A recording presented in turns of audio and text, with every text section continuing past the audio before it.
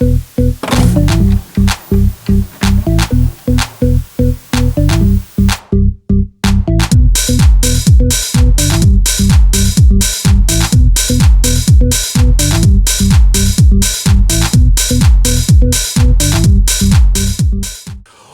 up? It's your boy T on Reaction. Today's Music Monday. But check out another video from DJ Maz about some of your favorite dance tracks that made noise in the music world too. Some of your favorite anthems world too. And this right here was definitely a Eurodance anthem. If you wasn't a fan of EDM, electro music, anything above, but you knew about fist pumping, knew about just fist pumping music, this was definitely one of the fist pumper right here. The top of the fist pumper right here is Cascada. Every time we touch, if you know EDM, you know this song for sure. But other than that, though, let's check out the story behind this making of this Eurodance anthem that to this day is one of the most popular songs. You throw it on, folks go crazy. Let's get it. The track made my career. Yeah, I bet. I can't diminish that in any way, and I don't want to. Every time we touch, I get this feeling. Hi everyone, I'm Natalie from right back. I need my bad. The lows these over stuff. I'm like, oh Lord, here we go. Anyway, yep, that's that joint. Yo, that joint was like almost as up there as Finger Boys. Cascada, and this is the story of Every Time We Touch. Mm-hmm. So I grew up in Germany, and Okay. this was due to the fact that my jazz musician father was offered a very, very good job for the radio station in Germany. The jazz influence was huge. I mean, we're talking waking up every morning to a trombone, you know. It's a privileged life, if you ask me, growing up when you're musical yourself. I remember I dabbled in drums when I was little, and I remember my father's band, they always had a guest drummer. So I was allowed to, you know, go with Dad to work on the day that they had famous drummers, and they always gave me some drumsticks. So I used to collect them, and that was that's such a privilege, isn't it? I grew up doing my own thing, and I was listening to Dinah Washington, and Mariah Carey turned into Alicia Keys. That's the sort of stuff I was listening to. Boyz II Men, all the Motown stuff. Michael Jackson was a huge influence on me when I was really little, and I always wanted to be a singer, even though my dad, you know, was They didn't know Michael Jackson, but style. But it's the fact that she, or fan all these American artists, though, like that, though, you gotta love these, how they show love in the outside of U.S. show for sure. The trombone and stuff, but I always wanted to sing.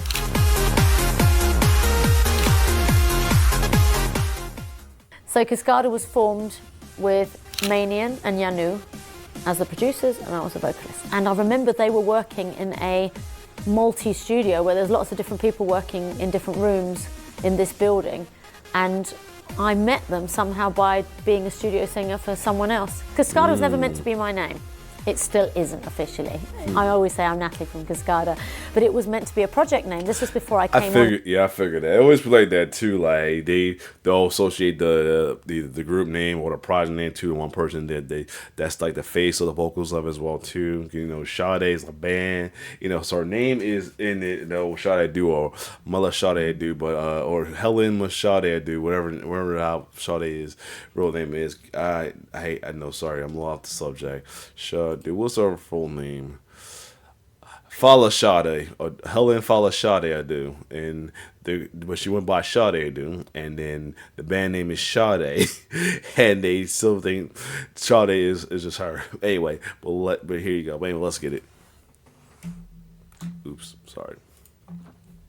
As the vocalist, so that's why that word Cascada was there before me. When I first met Jan Manian, they were into full-on dance that time, that 2000s dance, and I wasn't really feeling it. I was early 20s. I hadn't been working in the studios that much yet for maybe only a few years. I remember sort of being told a little bit what to do, which nowadays I don't really like. But yeah, I remember Jan, and forgive me, but this is something I hated. He used to say, smile when you're singing, Lord. Take your hands out your pockets, things like that. I remember that I was given the lyrics, and I came in the studio and I sat down and I was played the track then and there. I wasn't sent the track home. I got to the studio, I remember, and sat down. Thankfully, I have quite a good memory for music, so I'd listen to the melody a few times, I'd sing the lyrics through, and then I went in the studio and sang it. Back then, to be fair, and this is something I've experienced differently since then, I did every single voice myself. Like nowadays, sometimes they do it either by AI, but also they'll get choirs, hired people to sing all the chorus and all the different harmonies and all the different vocals you need. And back then, that wasn't an issue at all. I had to do everything. So a studio session for me was always about 3 or 4 hours just for one song, because it did take a while to get all those voices down. But at the end of the day, I'm proud of that. I do remember when I was recording the track, and you play it back and you hear what it's sort of going to sound like, and I do remember feeling it was a special track. And you don't always have that. 'Cause every time we touch, I get this feeling. And Yo. every time we kiss, I swear I could fly. Can't you feel my heart beat fast? I want this to last. Need you by my side. The song was actually offered to labels in Germany, for instance, where we'd written it or where we'd recorded it, and they didn't want it. So in the end, it ended up in the States with Robbins Entertainment.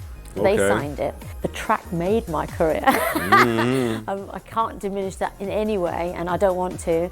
It's pretty much the biggest song that I've ever recorded, and it's been the biggest success ever. We've been very lucky to have a few big successful songs as well, but Every Time We Touch will always just be the song that made me, because it became famous so early on. I'd only been maybe singing and touring for about 1 or 2 years, and then it just went, straight to Billboard in America and things, and I was touring there all of a sudden. And I remember landing in New York City for the first time ever to come over for gigs and promo and stuff, and Every Time We Touch was playing on the radio in the cab. I remember when it went to top 10 Billboard, Frank, my manager, I'm still on the road with, he left a New York Times newspaper in front of my door of my hotel room because I was on one of the pages on the Entertainment or something with my album cover. So those are the sort of things where it's just like, wow, you'll remember that forever. You do go through ups and downs. Back then it was like YouTube and the first videos going online, and then you read far too many comments because you're nosy and you're interested in what people are saying, and it's really hard to deal with the negative comments. It's really hard to stop yourself from reading them when you're that young.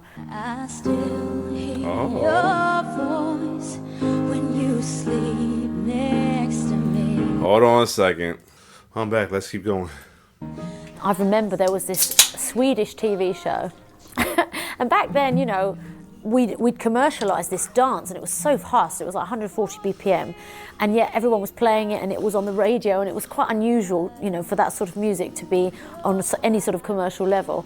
So this TV show really wanted me to come on because it was #1 in Sweden. They couldn't have me do the dance version, so I ended up doing the ballad version, and they got a huge orchestra in.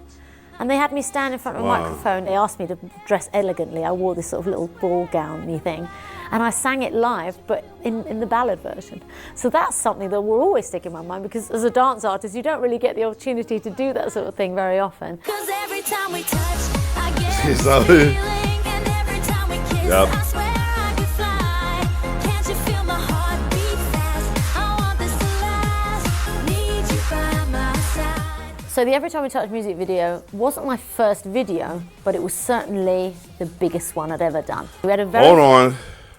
I'm back. Let's keep going.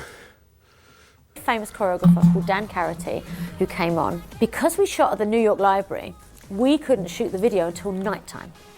So we had to wait until the public was out. So I remember going with Dan Carity. He came to my hotel to meet me, and we went to the 7-Eleven to get a bottle of wine because I was so nervous. Thank goodness I somehow smashed it. It might have been the little one before, I don't know. The video ended up being so much fun. I was worried about falling off that table because they were just like, yeah, go up there and just dance. I was just like, yeah, just flipping my hair about and just making sure that my skirt didn't show me bum, things like that. Great fun, and we shot all through the night. I think we came out of there at 4, 5, 6 in the morning, something like that. So it was a pretty insane experience.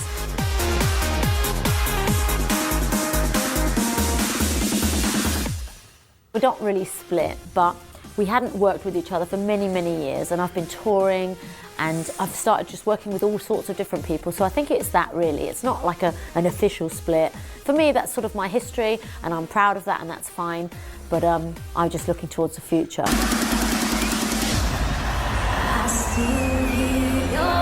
All of a sudden, Hardwell was performing it at all these massive festivals.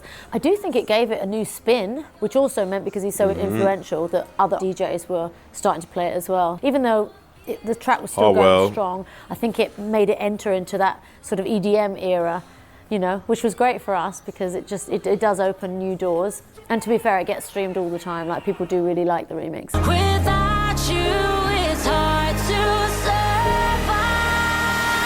'Cause every time we touch, I get this feeling. Steve did a bootleg of Every Time We Touch, and he had a singer who he was working with sing it. And she came and she did a few live gigs with him and this and that. And so I kept getting tagged because people were thinking it was me. And I just, like, I was very flattered, very sweet. I was like, that's not me. This one time I was tagged again, I thought, I'm going to repost this. I'm going to add my comment to it, and I'm going to tag Steve. So I just wrote, thank you so much for tagging me in these videos all the time. I appreciate it. But Steve Aoki is tagged. This isn't me. You know, trying to put it as diplomatically and as friendly as possible. Anyway, I don't know how, because I think he's got quite a few million Instagram followers. Yep. He saw this post the same day, and he sent me a message. He sent me lots of hearts and, oh, I love you and I love the song so much. And I wrote back saying, oh, you know, you are silly. I said, why don't you just call me? Like, what are you doing? Just left my number, and I said, you know, if you ever want to do it, then call me. Nice. He literally sent me a WhatsApp 10 minutes later, Oh, and we were on okay. the phone that night. He was saying, oh my God, I love this song so much. Can we do this? And All I would right. sing it again. That was very important to me. It wasn't Nice. about being doing a remix or, you know, using the old vocals that I recorded when I was like early 20s. It was about doing it now. I tell you what, Nice. the reason Steve's the right person for the job to do this collab with, he loves the song so much. When you hear him speak about it, you really notice how much importance this song has for him. And I think it's something with his wife, as with Sasha, and so there's something, I think it's their song a little bit as well. So I was just like, you're the right person to do it with. 'Cause every time we touch, I feel the static. And every time we kiss, I reach for the sky. Can't you hear my heartbeat slow? I'm telling you. It was great. You can imagine the I shock, know, Izzy was crazy. getting the opportunity to perform at Tomorrowland as a singer, and then all of a Right. sudden the stage burns down a Right. week before. I was just like, oh my God, this can't be happening. But yeah, as you all Right. saw, thankfully it all went really well. Of course, I've heard the song a few times, and I've sang it a few times, but at the end of the day, I don't get tired of the audience enjoying it. Very often I do a little a cappella and have everyone singing along with me and stuff, and they just love it. And I don't know, I don't think you can get tired of that enthusiasm and that love for that song.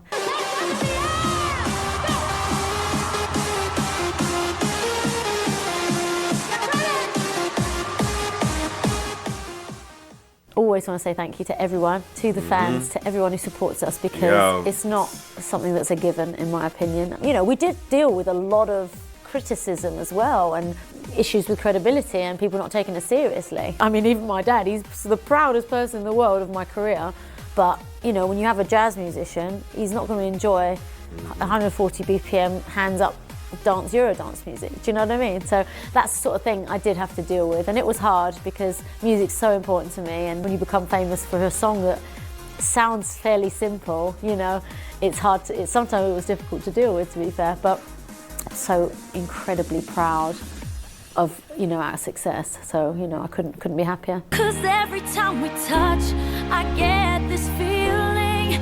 Every time we kiss, I swear I could fly. Can't you feel my heart beat fast? I want this to last.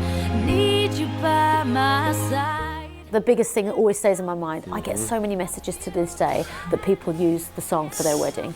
Oh, wow. And it's a song that connects people. The ballad version apparently gets played an Oh, of awful course. lot for them walking down the aisle or their first dance and things like that. So that's for me, nice. that's just like, wow, what an honour that they use my song for that. I mean, it's always going to stay the most important song to me, no matter what new music I write or produce or release, you know, whatever. That's crazy. It's always going to be connected to my name, and I'm very grateful for that.